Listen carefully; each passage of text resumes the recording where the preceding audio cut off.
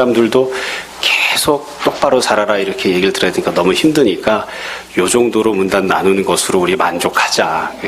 더 나눠서 더 우리 하면 더 우리 할수록 계속 찔림을 받아야 된다. 이제 그랬었는데 오늘 11절부터 17절까지 말씀을 통해서 우리가 또 주의 음성을 듣고 우리 삶을 다시 한번 돌이켜보고 할 수 있었으면 좋겠습니다. 이 내용이 7번째 주제입니다. 여러분들 오늘 예배드린 삶을 나눠드렸습니다만 그 안에 보시면 본문이 이렇게 각 주제별로 되어 있거든요. 그래서 한 장마다 두 개씩 주제가 있습니다. 그래서 1장에는 시험을 당했을 때와 경건에 대해서, 그 다음에 2장에서는 차별하는 것에 대해서, 그 다음에 말하는 것에 대해서, 전체 주제에 대해서 쭉 얘기를 했죠. 그리고 참된 지혜가 무엇인지, 그리고 교회 안에 정욕으로 인하여 싸움이 생기는 것들에 대해서 여러 가지 내용들에 대해서 이야기를 했고, 지금은 7번째 주제를 지금 다루고 있습니다. 이 오늘 본문이 다루고 있는 내용은 물론 이제 본문을 다 강해를 하고 말씀을 드린 다음에 결론적으로 이야기를 해야 되겠지만, 미리 결론적으로 말씀을 드리면 자기 자신에 대해서 우리가 어떠한 생각을 가져야 되는가, 나에 대해서, 스스로에 대해서 나는 어떠한 사람이라고 스스로에 대해서 자린매김을 하고 스스로에게 어떤 지위를 부여해야 되는가, 어떤 마음을 스스로에 대해서 가져야 되는가와 관련된 내용입니다.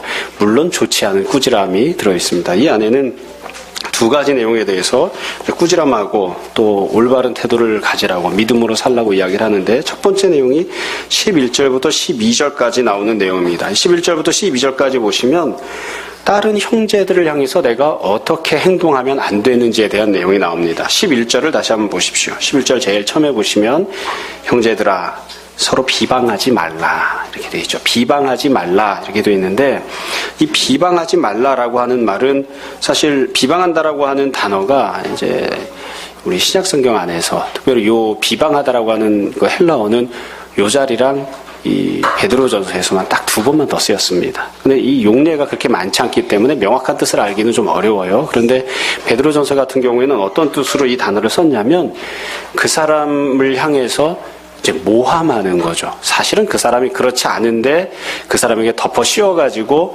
부당하게 그 사람을 폄하하는, 그 사람을 나쁘게 이야기하는 그런 것들을 이제 비방한다 그렇게 이야기합니다. 혹은 그 사람이 잘못한 게 분명히 있기는 하지만 가령 10 정도에 해당하는 잘못을 했는데 100에 해당하는 만큼 뭐라고 꾸지람을 하거나 잘못됐다고 이야기하는 그런 것들을 이제 비방한다 그렇게 이야기를 합니다. 그러니까 그런 식으로 하지 말라. 다른 사람에게 그 사람을 부당하게 나쁘게 이야기하거나 그 사람 반대편에 서서 이야기하거나 그런 식으로 하지 말라는 거죠. 예수님께서도 이제 이와 비슷한 말씀을 하신 적이 있죠. 11절 두 번째 줄에 보시면 이 비방하지 말라 요거 한 가지만 이야기한 게 아니라 형제를 비방하는 자나 형제를 판단하는 자는, 그래서 판단하지도 말라고 그렇게 이야기를 합니다. 이 판단한다고 하는 말은 예수님께서는 다른 사람을 비판하지 말라 그러셨죠. 비판하는 것과 판단하는 것이 똑같은 단어를 썼습니다. 우리말 성경은 다르게 번역했지만 똑같은 그런 단어들입니다. 판단한다는 건 말 그대로 어떤 사람이 죄가 있는지 죄가 없는지, 그 사람이 올바른지 아니면 그른지, 그 사람이 훌륭한지 아니면 그렇지 못한지 등등에 대해서 내가 재판관의 입장에 서서 이렇다 저렇다 판결을 내리는 그런 뜻을 갖습니다. 혹은 그 사람이 나와 다르다는 이유 때문에 그 사람을 저쪽 한편으로 옆으로 제쳐놓는다. 그러니까 왕따를 시키는 거죠. 그런 식의 행동들을 이제 판단한다 그렇게 이야기합니다. 그래서 야고보가 지금 11절에서 처음에 하는 이야기는 다른 형제들을 향해서 어떠한 태도와 행동을 가져야 되느냐, 비방하거나 혹은 판단하는 그런 말을 해서는 안 된다. 판단하지 마라. 이렇게 권면을 합니다. 우리가 이런 내용을 들을 때마다 마음속에 제일 먼저 드는 생각은 뭐냐면, 그러면 옆에 있는 사람이 듣기 싫어하는 말은 한마디도 하면 안 되는 것인가? 그런 생각이 들죠. 옆에 있는 사람이 분명히 잘못하는 게 있는데 그 사람이 잘못하는 게 있음에도 불구하고 그 사람을 비방하면 안 되니까, 판단하면 안 되는 거니까, 그 사람에 대해서 옳다 그러다 이야기하면 안 되는 거니까 그 사람 마음 상하지 않게끔 아무 얘기도 하면 안 되는 것인가? 그걸 다르게 표현하면 그 사람을 기준으로 삼아서, 그 사람의 감정, 그 사람의 마음을 기준 삼아서 그 사람이 듣고 싶어하지 않은 이야기는 절대로 하면 안 되는 그런 이야기를 지금 하고 있는 것이냐. 이제 우리가 그런 의문을 가질 수 있습니다. 근데 사실 그렇지는 않습니다. 우리가 잘 아는 대로 성경 말씀을 보면 옆에 있는 사람들을 향해서 누군가가 내 옆에 있는 지체가 형제가 죄를 범하면 그 죄를 지적할 수 있습니다. 그리고 조금 더 적극적으로 이야기하면 죄를 지적해주고 권면하게끔 그렇게 성경이 명령을 하죠. 사실 야고보서 자체도 지금 무슨 내용이냐면 야고보가 보기에 교회와 성도들이 옳지 않은 신앙생활을 하고 있는 거예요. 그러니까 옳지 않은 신앙생활을 하고 있는 이 사람들을 향해서 지금 잘못되었다고 꾸지람하고 있는 거죠. 듣고 싶지 않은 얘기를 하는 거예요. 누가 이 얘기를 듣고 싶겠어요? 너 신앙생활 똑바로 못하고 있다. 똑바로 해라. 그렇게 하는 거죠. 성격 나쁜 분이 이야기하실 것 같으면 그따위로 하려면 집어쳐라. 막 이랬을 수도 있어요. 근데 이게, 그러니까 듣고 싶지 않은 이야기를 지금 야고보도 하고 있죠. 예수님도 마찬가지였습니다. 예수님께서도 바리새인들을 향해서, 당시의 종교 지도자들을 향해서, 우리 식으로, 오늘날 식으로 이야기하면 교회 목회자들이나 성도들이 신앙생활을 지도하는 사람들을 향해서 대놓고 뭐라고 말씀하셨다고요. 똑바로 해라. 심지어는 욕설도 하셨죠. 그렇죠? 우리가 뭐 쓰는 그와 똑같은 건 아니지만 그 당시 사회에서 사용하던 욕설도 막 하셨다고요. 심지어 예수님께서는 제자들을 꾸짖을 때는 항상 실명을 거론해서 비판하셨습니다. 늘 말씀드리지만 오늘날 교회에서는 그렇게 하기가 참 어렵잖아요. 그렇죠? 김아무개. 그래서 너 그거 잘못했으니까 똑바로 해. 이렇게 얘기하기 어렵잖아요. 예수님 그렇게 하셨어요. 그러니까 누군가가 죄를 범했을 때에 잘못을 범했을 때 그것을 지적하지 마라. 그런 뜻은 아니에요. 그냥 말 그대로 비방하지 마라. 판단하지 말라. 이제 그렇게 이제 권면을 하고 있는 것이죠. 근데 그래서 이 비방하지 마라, 판단하지 말라고 했을 때 이게 도대체 어떤 뜻이냐? 그 다음에 이것에 대해서 설명을 해놓았습니다. 비방하고 판단하는 것이 어떠한 뜻인지, 또 그게 왜 잘못된 것인지를 설명을 해놓았는데, 여러분 세 번째 줄에 보시면 이렇게 형제를 비방하거나 판단하는 것은 곧 율법을 비방하고 율법을 판단하는 것이라 그렇게 이야기합니다. 그러니까 형제를 비방하고 판단하는 것은 율법을 비방하고 판단하는 것이기 때문에 그렇기 때문에 하지 말라고 하는 거예요. 자, 여기에서부터 이제 해석하기가 조금씩 어려워집니다. 근데 우리가 조금만 생각을 달리하면 다 쉽게 해석할 수 있고 우리가 다 알고 있는 내용입니다. 우리가 이 본문만 놓고 보면 형제가 곧 율법인 것처럼 보일 수도 있어요. 형제를 비방하지도 말고 형제를 판단하지 말라고 하고 그 다음에 곧 이어서 율법을 비방하지도 말고 율법을 판단하지 말라고 했으니까 내 옆에는 형제 자체가 곧 율법인 것처럼 그렇게 생각하실 수도 있어요. 사실 대부분의 많은 신학자들이 이 문제를 놓고 굉장히 많이 고민을 했습니다. 이 주석이나 이런 데를 보면 막 수십 페이지 써놓은 데도 있어요. 왜 형제가 율법인지. 저는 그렇게 생각하지 않습니다. 형제가 율법인지, 왜 형제가 율법인지를 이해하려고 하다 보니까 제 머리로는 도저히 이해가 안 가요. 형제가 형제지 왜 율법이야. 근데 이렇게 조금만 생각을 돌이켜서 해보시면, 조금만 바꿔서 해보면 아주 쉽습니다. 여러분, 왜 형제를 판단하는 것이 율법을 비방하고 판단하는 것이냐? 방금 전에 제가 말씀드린 대로 생각해 보시면 됩니다. 여러분, 우리가 형제가 뭔가를 잘못했을 때 판단할 수 있느냐? 판단할 수 있습니다. 형제가 무언가를 죄를 지었을 때 그 죄를 지적할 수 있느냐? 죄를 지적할 수 있습니다. 그럼 무엇으로 해서는 안 되느냐? 하나님 말씀을 기준으로 삼아서 내 형제나 내 옆에 있는 사람이 죄악을 지적하거나 권면하는 일은 얼마든지 할 수 있지만 그러나 하나님 말씀이 기준이 아니라 내가 갖고 있는 임의의 기준과 잣대를 판단 기준으로 삼아서 내 옆에 있는 사람들에게 무엇이라고 이야기를 하는 것, 그것은 해서는 안 되는 행동입니다.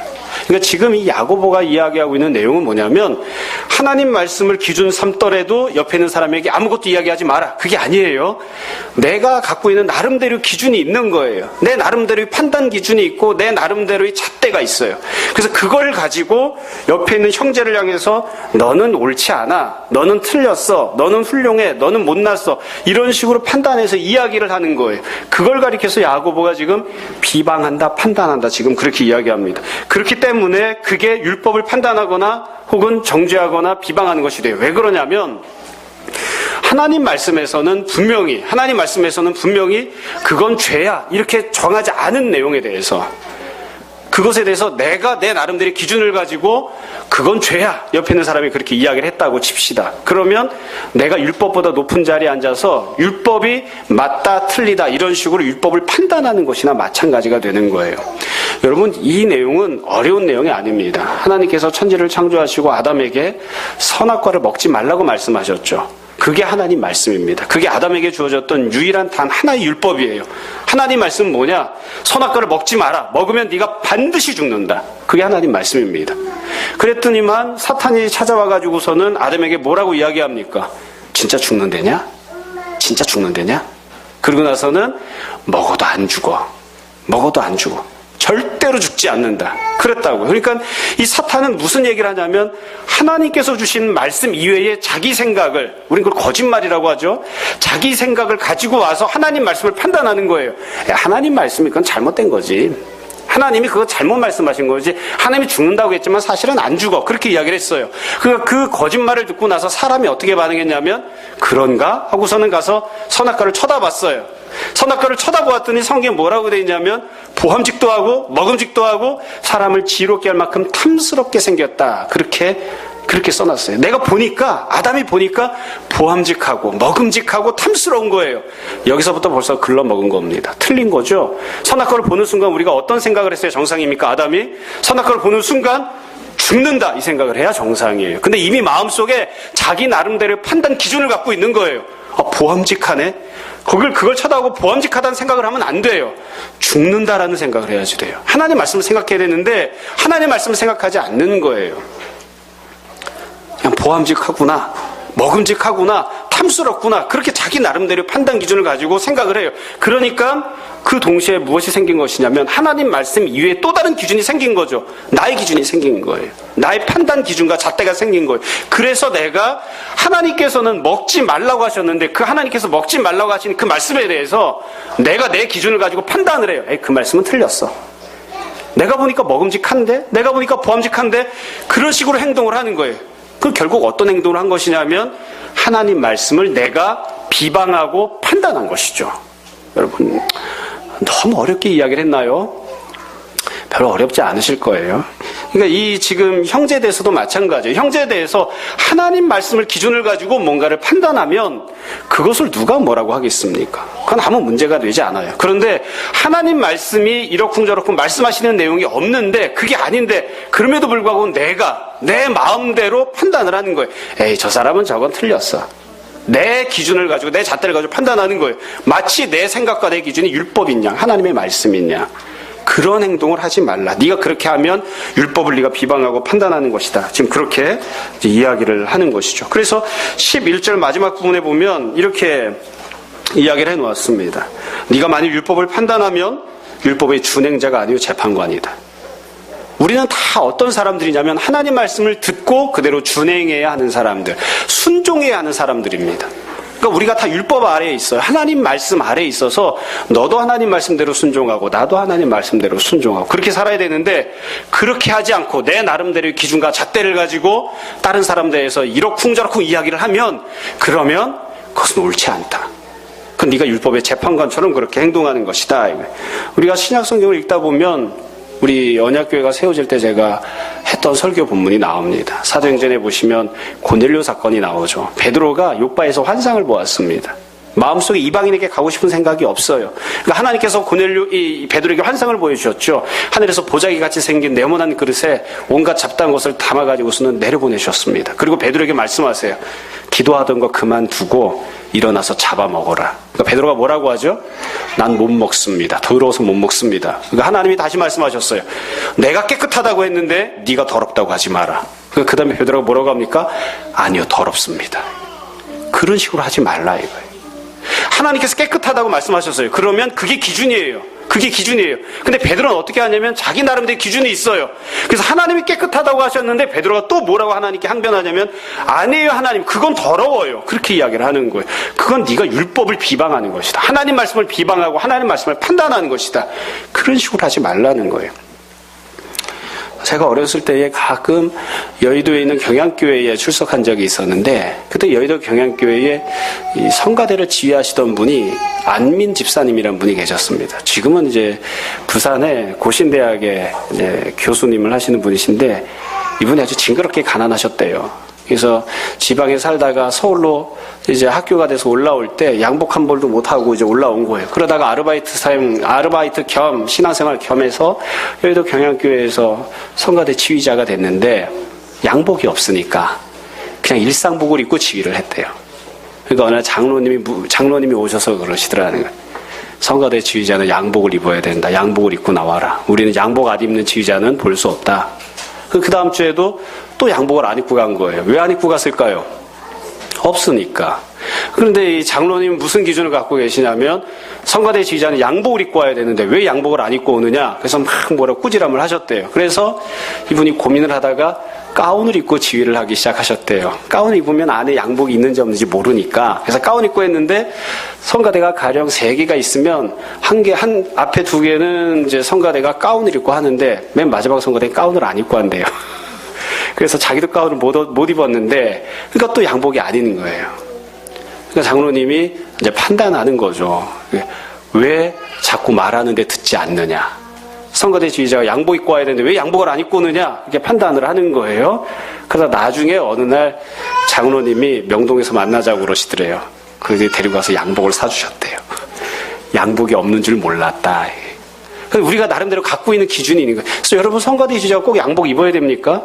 입으면 좋지만 그게 하나님 말씀은 아니거든요. 양복을 입을 수도 있고 안 입을 수도 있는 거예요. 그런데 그것에 대해서 너는 틀렸다라고 내가 판단을 하는 거예요. 저는 비슷한 것은 아니지만 나쁜 경우로 좀 수준 낮게 이야기하자면 가끔 제가 하는 얘기가 있습니다.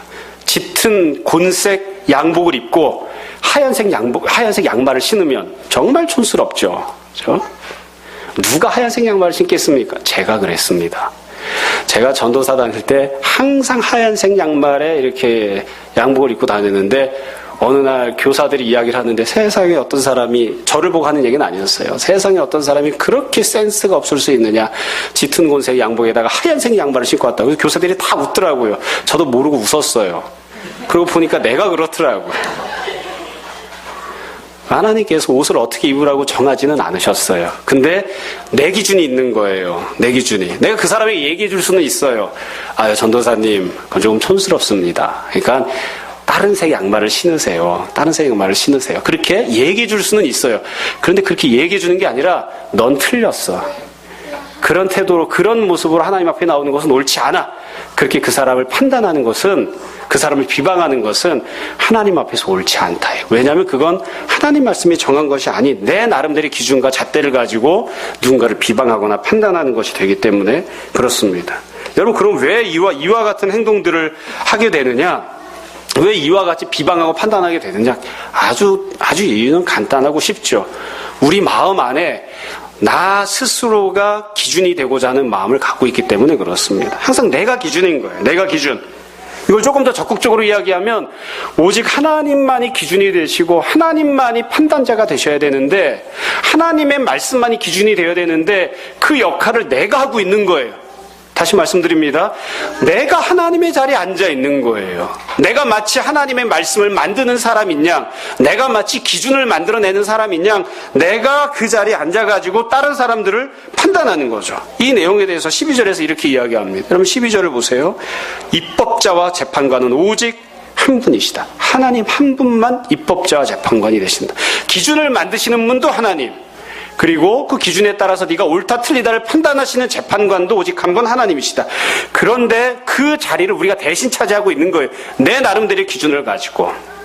그래서 12절 맨 마지막 부분에 보십시오. 그러면 야고보가 질문을 합니다. 넌 누구냐? 너는 누구냐? 네가 누구길래 도대체 하나님만이 하시는 그 자리에 스스로를 앉혀놓고 네가 스스로 기준을 만들어서 다른 형제들을 향해서 옳다 틀리다, 다른 형제들을 향해서 탁월하다 그렇지 못하다, 다른 형제들을 향해서 비방하고 판단하느냐? 넌 누구냐? 네가 그럴 만한 자격을 갖고 있느냐? 하나님은 너에게 그런 자격을 주신 적이 없다. 하나님 이외에 아무도 하지 못할 일을 네가 스스로 그렇게 하지 마라. 그렇게 야고보가 권면을 합니다. 여러분 여기서는 비방하고 판단하는 것 한 가지만 이야기했지만 사실 다른 모든 부분도 마찬가지입니다. 다른 모든 부분들에 있어서도 굳이 비방하고 판단하는 것만이 아니라 내 나름대로의 기준과 잣대를 가지고 누군가를 격려하거나 권면한다면, 내 나름대로의 기준과 잣대를 가지고 누군가를 칭찬한다면 그것도 문제입니다. 내가 하나님 말씀 이외에 또 다른 기준을 갖게 되는 것이니까 그것도 문제인 거죠. 그래서 지금 야고보가 하고 있는 이야기는 매우 간단합니다. 네가 누군지를 잘 알아라. 주제와 분수를 알아라. 다른 형제를 향할 때 내가 어떠한 인식을 스스로에 대해서 가져야 하는가? 나는 다른 사람을 판단하거나 비방할 수 있는 자격을 갖고 있지 못하다. 그 사람도 하나님 말씀에 순종해야 되고 나도 하나님 말씀에 순종해야 된다. 아무리 사회가 가르치고 있는 보편적인 가치와 도덕이 있다 할지라도 그게 하나님 말씀이 아니라면 그것을 가지고 다른 사람을 판단하거나 비방하지 마라. 하나님 말씀만 기준 갖고 그렇게 해라. 이게 야고보가 하고 있는 첫 번째 권면입니다. 여러분, 우리가 주변에 있는 성도들을 향해서 어떻게 행동하는지, 어떻게 대하는지를 잘 생각해 봤으면 좋겠습니다. 우리도 혹시 이런 모습을 갖고 있는 것은 아닌지, 우리가 갖고 있는 여러 가지 기준과 잣대들이 과연 하나님 말씀대로인지 아니면 내가 갖고 있는 기준과 잣대인지. 그래서 내가 갖고 있는 기준과 잣대를 옆에 있는 사람에게 강요하는 거죠. 너도 이렇게 해라. 우리 교회에서는 오랫동안 그렇게 해왔으니까, 20년 전부터 그렇게 해왔으니까, 한국교회에서 30년 전부터 그렇게 해왔으니까 너도 그렇게 해라. 그렇게 해서는 안 된다는 것이죠. 그렇게 하지 마라. 네가 누구인지를 잘 생각해라. 이게 첫 번째 권면입니다. 두 번째로 13절부터 17절까지가 야고보가 하는 두 번째 권면인데, 자기 자신을 어떻게 생각해야 되는가와 관련해서 이 앞부분에서는 다른 형제들에게 대할 때 어떻게 해야 하는지에 대해 말했다면, 이 13절부터는 스스로에 대해서 어떻게 행동해야 되는지에 대해서 이야기를 합니다. 여러분, 13절에 보시면 이렇게 설명합니다. 들으라, 너희 중에 말하기를 오늘이나 내일이나 우리가 어떤 도시에 가서 거기서 1년을 머물며 장사하여 이익을 보리라 하는 자들아. 여기 보시면 이 내용이 지금 나쁜 내용이에요. 이렇게 하면 안 된다 하고 나오는 거예요. 근데 이 내용이 뭐냐면 계획을 세우는 것에 대해서 이야기를 하고 있습니다. 오늘이나 내일이나 어떤 도시에 가서 1년 동안 머무르면서 장사해서 이익을 남겨야지. 계획을 세우는 거예요. 물론 이 계획도 성도가 세우는 것입니다. 어떤 성도가 계획을 잡았는데 내가 시간에 대해서 이렇게 써야지, 장소는 저기 가서 살아야지, 해야 할 일에 대해서는 내가 이러이러한 장사를 해야지, 목적은 내가 가서 돈을 남겨야지, 이런 계획을 세웠어요. 시간 계획, 장소 계획, 행동에 대한 계획, 목적에 대한 계획을 쭉 세웠어요. 그리고 그거대로 하겠다 이렇게 했더니만 이 지금 야고보가 그게 옳지 않다 이렇게 얘기를 하는 거예요. 여러분, 이 부분이 아마 앞부분과 마찬가지로 우리가 마음에 의문이 들 겁니다. 혹은 불평이 생길 수도 있는 부분이죠. 아니, 그럼 계획을 세우지 말란 말인가? 사람이 계획 없이 무계획적으로 살란 말인가? 여러분, 예수님 믿는 사람들은 계획 없이 그냥 대충 되는 대로 인생을 살아도 되는 것이냐? 그렇게 살라고 지금 성경에서 이야기하는 것이냐? 우리가 그런 이제 반문, 또 그런 생각을 갖게 되죠. 어디 가서 장사하면 안 되나? 내년에 대한 계획을 내가 지금 갖고 있으면 안 되나? 내가 가서 이익을 남기면 안 되는 건가? 이제 이런 생각들을 갖게 되는 거. 아픔이랑 똑같아요. 비방하면 안 되는 건가? 옆에 있는 사람이 잘못해도. 그래서 이 부분도 조금 더 정확하게 우리가 생각해 볼 필요가 있습니다. 여기서 왜 이런 계획을 세우는 것에 대해서 부정적으로 나쁘게 이야기했는가? 성도는 이렇게 계획을 세우는 것이 아니다. 왜 이렇게 이야기를 했느냐?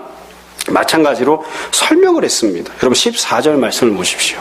14절에 보시면 이렇게 이야기합니다. 내일 일을 너희가 알지 못하는도다. 너희 생명이 무엇이냐? 너희는 잠깐 보이다가 없어지는 안개니라.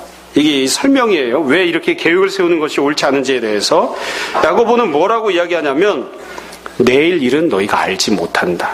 다르게 이야기하면 내일이라고 하는 것은 너희들에게 속해 있는 것이 아니야. 너희들의 것이 아니야. 하나님이 주시면 내일이 있을 수도 있고, 하나님이 주시지 않으면 내일이 없을 수도 있다. 하나님께서 허락하시면 내일이 오겠지만 하나님이 허락하지 않으시면 내일이 오지 않는다. 너희들이 생각할 때 이것저것을 행동해야지라고 계획하고 있는데 하나님이 은혜를 베풀어 주시면 너희가 그걸 할 수도 있지만 하나님이 은혜를 베풀지 않으시면 너희들이 아무리 계획을 세워도 그거 할 수 없다. 지금 그렇게 이야기하는 거예요. 다르게 이야기하자면 내일은 너희 것이 아니에요. 너희 것이 아닌데 이 사람들이 어떻게 생각하고 계획을 잡냐면 마치 내 것인 것처럼 계획을 잡는 거예요. 내가 계획만 잡으면 그렇게 할 수 있고, 내가 생각하면, 내가 행동하면, 내가 노력하면, 내가 성실히 살면 내가 계획한 대로 다 될 수 있어. 내일은 나의 것이야. 미래는 나의 것이야. 내 인생은 나의 것이야. 그렇게 생각하고 행동하는 거죠. 거기에 대해서 야고보가 이야기하는 거예요. 내일은 네 게 아니야. 내일이 너에게 주어질지 안 주어질지는 네가 결정하는 게 아니야. 하나님께서 결정하시는 거야. 하나님이 주시면 그러면 네가 내일을 가질 수 있고, 하나님이 주지 않으면 그러면 내일이 너에겐 없다 이거죠. 이건 매우 간단한 내용입니다. 앞에 있던 내용과 똑같아요. 마치 네가 무엇이든지 다 할 수 있는 사람인 양, 마치 네가 내일의 주인인 양 그런 식으로 생각하거나 그런 식으로 계획을 잡지 마라. 너는 시간의 주인이 아니다. 네가 갖고 있는 인생도 너희 것이 아니다. 하나님이 주인이시고 하나님이 너에게 주신 것이야. 하나님이 너에게 주지 않으면 너는 받을 수 없고 가질 수 없고 누릴 수 없는 것이야. 그런데 마치 내가 뭐든지 다 할 수 있는 것이냐, 내가 뭐든지 다 갖고 있는 것이냐, 그런 식으로 행동하지 말라. 여러분, 성경에 보면 예수님께서 그런 비유를 하셨습니다. 어리석은 부자 비유를 하셨죠. 부자가 열심히 살았습니다. 제가 늘 말씀드리지만 부자가 농땡이 피우다가 그러다 농사가 잘 된 게 아니라 아마 해가 뜨기 전부터 나가서 일하기 시작해서 별을 보면서 집에 퇴근했을 거예요. 열심히 일을 해서 곡식이 많아져가지고 부자가 고민을 하죠. 이 많은 곡식을 다 어떻게 하지? 그러고 나선 창고를 만들기로 해요. 창고를 만들어 놓고 부자가 내 영혼아 평안히 먹고 마시고 놀자. 이렇게 먹을 게 많으니까 잘 먹고 잘 지냈으면 좋겠다. 그렇게 이야기를 했어요. 그랬더니 하나님이 뭐라고 하셨죠? 어이구 어리석은 자야. 내가 네 생명을 오늘 밤에 가져갈 것인데 그럼 네가 쌓아놓은 게 누구 것이 되겠느냐. 나는 너에게 내일을 줄 계획이 없다. 이렇게 말씀하시는 거예요. 너는 내일이 나의 것이라고 생각하고 장래가 나의 것이라고 생각하고 내일에는 내가 이것저것을 해야지 그렇게 이야기를 하지만 그 내일은 너의 것이 아니야. 그러니까 네 것처럼 네가 뭐든지 다 할 수 있는 것처럼 그렇게 계획 잡지 말라는 거예요. 가끔 가다 보면 우리가 그런 이야기할 때가 있습니다. 지금은 힘들고 어렵지만 다음번에 조금 더 형편이 나아질 테니까 그때는 내가 신앙생활을 열심히 하겠습니다. 그걸 누가 보장을 해요? 다음번에 생활이 더 여유가 생길지, 다음번에 시간이 많아질지 누가 보장할 수 있을까요? 아무도 보장해 주지 않아요. 그건 내 게 아니니까. 그건 내 인생이 아니니까. 제가 가끔 가다 보면 그런 이야기하는 경우를 들을 때가 있어요. 담배 끊고 술 끊고 그 다음에 오겠습니다. 안 끊어도 돼요. 먼저 오면 돼요. 제가 잘 아는 친구 동생이 그렇게 열심히 전도를 해도 교회를 안 나오는데 교회에 안 나오는 이유가 한 가지예요. 자기는 교회 가서 그냥 얻어먹고 사는 신앙생활을 하고 싶지 않다 이거예요. 그래서 뭐 어떤 신앙생활을 하고 싶은데 나는 한 달에 500만 원씩 11조 하기 전에는 절대로 교회 안 갑니다. 지금도 못 나오고 있어요. 헌금 안 해도 된다. 한 푼도 안 해도 된다. 와서 그냥 밥 먹고 지내고 교회에서 구제 받아도 된다. 그냥 나와라. 근데 본인은 그게 마음 편치 않은 거예요. 그래서 다음번에 분명히 나는 성공할 거기 때문에 한 달에 500만 원씩 11조 하게 되면 그때 가겠다. 그때 가겠다. 뭐라고요? 아직 못 왔다고요. 여러분, 성공한 미래는, 시간이 많은 미래는 나의 것이 아니에요. 열심히 살면 그런 때가 올 수도 있지만 안 올 수도 있는 거예요. 아무리 열심히 살아도, 아무리 다이어트를 해도 암이 걸릴 수도 있어요. 아무리 행복하게 살 수 있는 모든 것들을 다 준비해 놓아도 그래도 모든 것이 다 마련된 채 나는 오늘 밤 눈을 감아야만 하는 그런 때들도 올 수 있는 거예요. 내일은 내 게 아니니까. 그래서 지금 이야기하는 거 야고보가 내일이 너의 것인 양 그런 식으로 계획을 잡지 마라. 오늘 미국으로 출장 간 우리 예준이 아빠가 지난주인가 지지난주에 이 남자들 모인 총모임 할 때 그러더라고요. 참 그냥 예쁜 눈에서 눈물이 그렁그렁 하더라고요. 무슨 일인가 그랬더니 자기 후배가 나이도 젊은데 이 위암 말기라고 판정을 받아서 아주 빼짝 말랐더래요. 이제 거의 뭐 죽게 생겼다. 그래서 갔더니만 온갖 짜증은 다 부리고 힘드니까 그렇겠죠. 온갖 짜증을 다 부려서 다 받아주고 했는데 그러다가 내가 다음 주 월요일 날 내가 다시 한 번 더 오마. 그러고서 왔다는 거예요. 근데 그 다음 주 월요일이 되기 전에 금요일 날 죽었대요. 그렇다고 우리 송혜옥 집사가 다시 찾아가서 한 번 더 복음을 전하지도 못하고 다시 한 번 더 잘 이렇게 만나주지도 못하고 그리고 그냥 그랬다고. 자기는 월요일이 올 줄 알았다고. 다시 자기는 월요일이 올 줄 알았는데 그렇지 못했다. 여러분, 이건 뭐 우리가 이런저런 얘기를 하지 않아도 다 알 수 있어요. 조금 더 마음의 여유가 생기면 남편과 행복하게 지내야지. 조금 더 경제적으로 여유가 생기면 애들 데리고 여행을 가야지. 조금 더 무슨 일이 생기면 그때는 조금 더 내가 잘 지내야지. 그건 내 일이 아니에요. 나의 것이 아니에요. 주님이 주시면 얻을 수 있지만 주님이 주시지 않으면 누릴 수 없는 것들이에요. 그래서 야고보가 그 권면을 하는 것입니다. 너는 안개에 불과하다. 네가 네 인생을 주장할 수 없는데 마치 내 인생을 내 계획대로 다 살 수 있는 것이냐, 그런 식으로 생각하고 계획을 잡지 마라. 그렇게 이야기를 하는 거예요. 그래서 그 뒤에 무엇이 온전한 신앙인의 자세인지에 대해서 다시 설명을 했죠. 여러분 15절 말씀을 보십시오. 15절 보면 신앙이 해야 되는 두 가지 고백을 이야기했습니다. 15절 이렇게 이야기합니다. 너희가 도리어 말하기를 어떻게 말해야 되냐. 첫 번째, 주님의 뜻이라면 우리가 살기도 할 것입니다. 거꾸로 이야기하면 쉽게 얘기하면 이거예요. 나의 생명은 주님께 달려 있습니다. 주님께서 나에게 생명을 주시면 그러면 내가 생명을 얻을 수 있습니다. 주님께서 내 생명을 걷어가시면 내가 죽을 수밖에 없습니다. 내 생명은 나의 것이 아니고 주님의 것입니다. 내일은 나의 것이 아니고 주님의 것입니다. 내가 갖고 있는 계획들도 나의 것이 아니라 주님의 것입니다. 주님의 뜻에 합당하면 내가 가질 수 있을 것이고 주님의 뜻 안에 있다면 내가 누릴 수 있겠지만 그렇지 않으면 내가 얻을 수 없습니다. 그런 태도를 가지라는 거예요. 두 번째로는 뭐라고 고백하라고 했냐면 15절 마지막 부분에 주님의 뜻이라면 이것이나 저것이나 내가 할 것입니다. 내가 삶을 살아가면서 생활할 때 이거라든 저거라든 내가 계획을 세워서 그대로 할 수 있는 게 아니라 주님께서 허락하시면 내가 그것을 할 수 있습니다. 주님께서 허락하시지 않으시면 할 수 없습니다. 그런 고백을 하라. 그게 신앙인이 가져야 할 계획이라는 것. 신앙인이 고백해야 될 그런 모습이라는 것. 결국 생명도 나의 것이 아니고 그리고 내가 삶을 살아가면서 행해야 될 여러 가지 일들도 나의 것이 아니라는 거죠. 여러분, 우리 가운데 그 누구도 내가 스스로 생명을 만들어내서 내 생명을 소유하고 있는 사람 아무도 없습니다. 주님께서 생명을 만드셔서 주님께서 생명을 나에게 주신 거예요. 누구도 우리 가운데 시간을 만들 수 있는 사람은 없습니다. 주님께서 오늘도 내일도 다 주님의 것인데 우리에게 선물해 주신 거예요. 그래서 사실은 내 인생이 나의 거라고 생각하지만 내가 만들어서 나의 것으로 소유하고 있는 것은 없고 다 주님이 주신 것들이에요. 다 주님이 주신 것들이에요. 그래서 지금 야고보가 뭐라고 이야기하냐면 이게 다 하나님 앞에서 올바르지 않게 행동하는 것들이죠. 계획을 잡고 하는 것들이 이 자기 자신의 삶에 대해서 자기 자신의 생명에 대해서 어떤 식으로 행동하느냐가 하나님을 향해서 어떻게 행동하느냐하고 상관이 있습니다. 왜냐하면 내 인생을 내 뜻대로 쓰는 게 아니라 하나님이 주신 것을 내 뜻대로 쓰는 것이니까. 그건 하나님의 것을 내가 원하는 대로 쓰고 있는 거예요. 오늘도 하나님의 것, 내일도 하나님의 것입니다. 나의 생명은 하나님의 것이에요. 근데 그것을 내가 마치 나의 것인 양 이러쿵저러쿵하고 계획을 세우고 내가 원하는 대로 사용을 하고 있다고요. 그러면 그것은 하나님의 것을 도적질하는 것이다. 하나님의 것을 가지고 마치 네 것인 양 쓰고 있는 것이다. 그러므로 나 자신에 대해서 네가 어떤 태도를 갖느냐, 그것은 나 자신만의 문제가 아니라 하나님을 향해 네가 어떤 태도를 갖느냐와 밀접하게 상관되어 있는 것이죠. 그래서 야고보가 여기서 지금 그렇게 묻지는 않았지만 맨 마지막에 똑같이 질문하고 있는 거예요. 넌 누구냐? 넌 누구냐? 네 인생을 네 마음대로 쓸 수 있다고 생각하고 있는 너는 누구냐? 정말로 그러하냐? 그건 너 혼자만의 생각일 뿐이다. 그건 착각일 뿐이다. 우리 스스로는 우리 자신에 대해서 뭐라고 생각해야 합니까? 우리는 우리 자신에 대해서 나는 주님의 은혜 아래 있습니다. 주님의 주권 하에 있습니다. 주님께서 허락하시면 얻을 것이고 주님께서 주시지 않으시면 다 빼앗길 것입니다. 주님이 구원을 베푸시면 구원을 받을 것이고 심판하시면 내가 멸망을 받아야 합니다.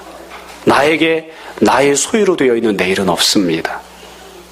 주님의 뜻 안에서 내가 내일을 바라봅니다. 우리 그렇게 고백할 수밖에 없는 거예요. 참고로 한 가지만 더 말씀을 드릴게요. 그럼 성도들은 계획을 잡을 수 없는가? 아니요, 계획을 잡을 수 있습니다. 성경 안에 보면 성도가 계획을 세우는 것과 관련된 내용이 아주 유명한 사건이 나옵니다. 요셉의 경우를 생각해 보십시오. 요셉이 애굽에 가서 총리가 되었는데 그 총리가 되는 과정이 참 신기하게 되었죠. 애굽의 바로가 꿈을 꾸었습니다. 그 꿈의 내용이 7년 풍년이 있고 그 다음에 7년 흉년이 있을 것이라는 꿈이었어요. 그러니까 그 꿈을 해석을 못하고 고민하고 있을 때 요셉이 그 꿈을 해석을 해주었죠. 성경 본문을 보시면 우리가 잘 아는 대로 요셉이 해석만 해준 게 아닙니다. 해석만 해준 게 아니라 장차 어떻게 해야 할지에 대한 계획까지도 다 바로에게 이야기를 해줬어요. 요셉이 뭐라고 이야기했냐면 지혜로운 자를 따로 지도자로 세우시고 그리고 그로 온 애굽을 다스리게 하시고 애굽에서 풍년이 있는 동안 땅의 소득 5분의 1을 거두게 하셨다가 땅을 관할하는 자들이 그것을 갖고 있다가 흉년이 돌아오면 그것을 풀어서 사람들의 기근을 해결해 주십시오. 그래서 장차 어떻게 행동해야 되는지 계획까지도 쭉 다 얘기를 했어요. 그 계획은 세워도 되는 계획이에요. 물론 요셉 같은 행동이 몽땅 다 항상 올바르고 의로운 건 아니지만 그 계획은 세워도 되는 계획이에요. 어떤 계획입니까? 하나님의 뜻 안에 있는 계획이에요. 하나님께서 미리 보여주셨다고요. 장래 어떻게 하실지. 하나님께서 인도하실 풍년, 하나님께서 인도하실 흉년이 있어요. 그 안에서 내가 믿음으로 이렇게 행동하겠노라. 하나님께서 나에게 주시는 장래 가운데에서, 하나님께서 나에게 주시는 미래 가운데에서 미래가 장래가 하나님의 것임을 내가 인정하고 하나님께 주권이 있다는 것을 고백하고 그 안에서 내가 이렇게 저렇게 믿음으로 반응하겠노라. 그게 성도가 가질 수 있는 계획입니다. 하나님께서 허락하시든 말든 하나님의 뜻이 무엇이든 말든 내가 원하는 대로, 내가 바라는 대로, 내가 가장 좋다고 생각하는 대로 나의 계획과 미래를 세우는 게 아니라 하나님께서 나에게 허락하시는 그 안에서, 하나님께서 인도하시는 그 안에서 내가 주님께서 맡겨준 직분을 감당하고 주님이 기뻐하시는 말씀대로 순종하는 자가 되겠습니다. 그렇게 계획을 세우는 거예요. 그게 성도가 가져야 할, 믿음으로 행동해야 될, 자기 자신을 인식하고 판단하는 마음가짐이죠. 말씀을 정리하겠습니다. 제가 고민을 한번 해봤습니다. 이 본문 말씀을 한마디로 주제를 잡으면 뭐라고 이야기할 수 있을까? 여러 가지로 이야기를 할 수 있어요. 여러 가지로. 오늘 우리 설교 제목인 것처럼 오직 주님만이 주인이십니다. 우린 다 청직이에요. 우리는 주인이 아니에요. 주님이 주신 걸 갖고 있는 것 뿐이에요. 그렇기 때문에 내가 내 자신의 인생에 대해서나 다른 사람에 대해서 주인 노릇을 하려고 하면 안 돼요. 나 자신을 기준 삼아서도 안 되고 나 스스로의 임의적인 그런 독단적인 계획을 세워서도 안 돼요. 주님께서 인도하시는 가운데 있어야지 돼요. 그래서 성도는 무엇이 내게 가장 유익할까? 그걸 고민하는 사람이 아닙니다. 내가 정말로 원하는 게 무엇인가? 몰라도 됩니다. 무엇이 가장 나에게 필요한가? 몰라도 됩니다.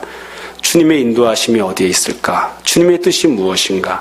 주님께서 나를 향해 어떤 계획을 갖고 계신가? 내가 지금 생각하고 고민하는 것이 내 육체의 본성과 정욕을 따라 행동하고 생각하는 것인가? 아니면 주님 뜻 안에서 합당하게 생각하고 계획하는 것인가? 성도는 항상 그렇게 생각하는 것이죠. 성도는 하나님 말씀의 준행자이지 심판자가 아닙니다. 그렇기 때문에 내가 무엇을 해야 하는가를 고민하는 사람이 아니라 하나님의 뜻을 알고 합당한 삶의 모습인 거죠. 머리가 그래서 많이 좋지 않아도 돼요.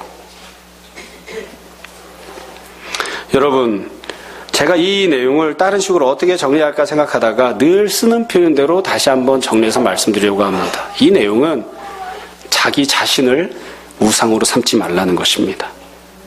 자기 자신을 하나님의 자리에 앉히지 말라는 것입니다. 하나님만이 기준을 정하십니다. 그런데 내가 기준을 정하려 해서는 안 됩니다. 하나님께서 우리 삶의 계획을 세우십니다. 근데 내가 계획을 세우려고 해서는 안 됩니다. 우리는 은연중에 저는 하나님 대신 내가 하나님처럼 살려고 하는 마음이 없는데요. 우리는 그렇게 생각할지 모르지만 실제로 하는 행동은 마치 내가 하나님인 것인 양 그렇게 생각하고 행동을 한다고요. 그게 우리의 습성이에요. 그리고 온 세상이 다 그렇게 가르쳐요. 표현만 다를 뿐이지 네가 네 인생의 하나님이 되라 그렇게 가르쳐요. 네가 원하는 대로 하라. 너에게 가장 좋다고 생각하는 대로 하라. 네가 판단하라. 우리 주변의 모든 세상이 다 그렇게 가르쳐요. 네 자신이 하나님이 되어서 스스로를 섬기며 살라. 그렇게 가르쳐요. 그래서 우리가 다 은연중에 그런 삶을 살아가려고 해요. 다 스스로 자기 자신이 하나님이 되려고 하는, 그리고 나 자신이 스스로 선과 악을 판단하려고 하는 그런 모습을 가질 때들이 얼마나 많이 있는지 모릅니다. 여러분, 우리 스스로의 모습을 그래서 다시 한번 생각해 보세요. 가끔 가다 보면 아이들이 그런 이야기를 할 때가 있습니다. 저도 그런 생각을 할 때가 있습니다. 온 세상이 다 나를 중심으로 돌아가는 것 같아요. 내가 온 우주의 중심이고 모든 사람들이 내 인생을 살아가는데 조연처럼 부속처럼 그렇게 다 자리 잡고 있는 것처럼 그렇게 생각이 들 때가 있어요. 여러분, 그런 생각을 안 해보셨습니까? 그러다 문득 여행을 가면 깨닫게 되죠. 내가 조연이구나. 다 스스로를 하나님의 자리에 앉히려고 하는, 스스로가 하나님처럼 행세하려고 하는, 그래서 복종하고자 하는 마음은 자꾸 하나도 없어지고 하나님 뜻대로 순종하려고 하는 마음은 갖지 않으려고 하고 어떻게 해서든 내가 원하는 대로, 내 생각대로, 내 계획대로, 내 기준대로 다른 사람에게도 내 기준을 강요하고 나 스스로에게도 내 생각대로 살려고 하는 그런 모습이 우리 삶 가운데 참 많이 있어요. 우리 잘 알잖아요. 그렇게 살아도 결코 행복하지 않습니다. 결코 내가 원하는 것을 얻을 수도 없습니다. 그건 처음부터 잘못된 방향이니까요.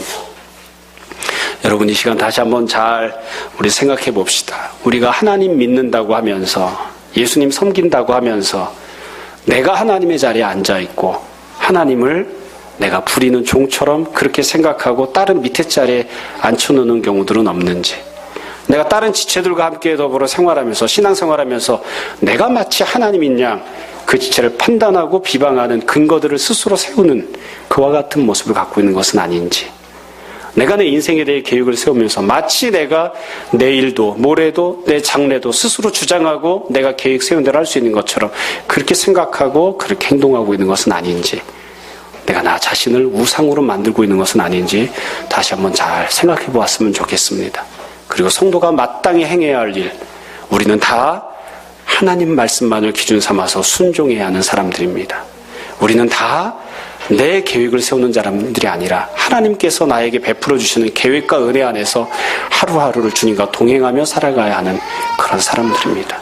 우리 삶 가운데에는 나 스스로를 향한 나 혼자만의 치열한 고민이 넘쳐나는 것이 아니라 주님 말씀이 풍성하고 주님의 인도하심이 풍성하고 그 앞에 순종하고 주님이 주시는 은혜를 받아 누림이 풍성한 그런 삶이 다 되었으면 좋겠습니다. 모쪼록 우리 모두가 다 그런 귀한 신앙생활을 할 수 있기를 주님의 이름으로 축원합니다. 이 시간 잠시 기도하겠습니다.